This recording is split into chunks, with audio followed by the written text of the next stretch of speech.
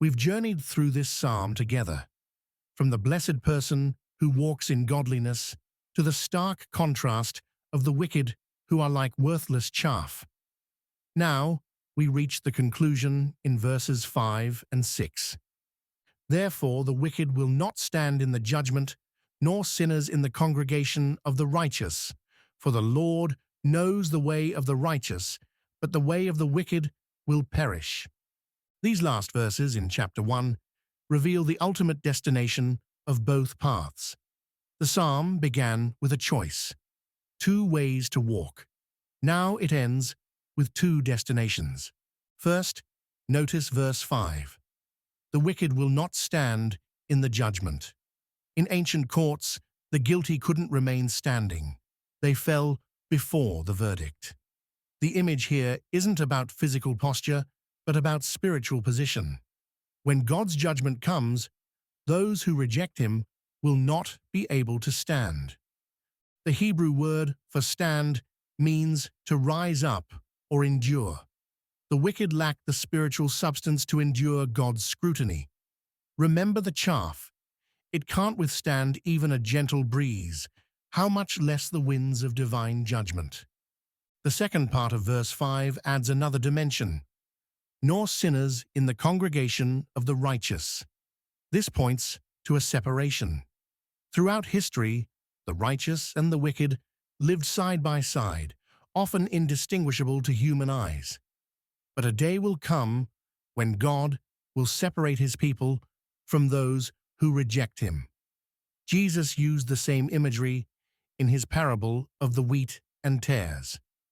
Verse 6 gives us the foundation for everything.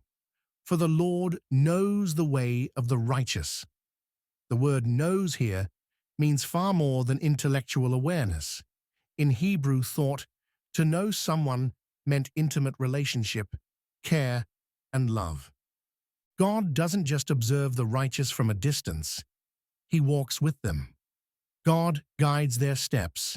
He protects their path. When the psalm says God knows the way of the righteous, it means he claims them as his own. But the last line delivers the sobering contrast. The way of the wicked will perish.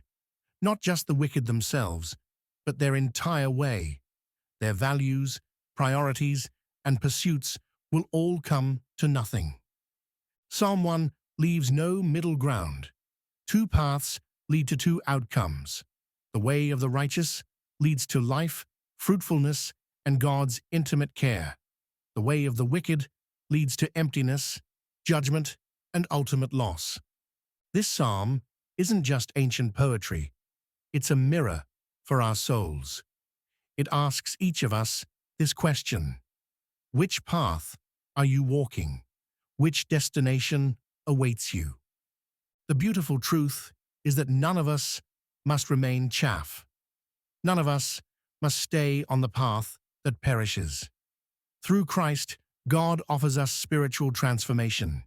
He invites us to be uprooted from the barren soil of self-rule and replanted by streams of living water.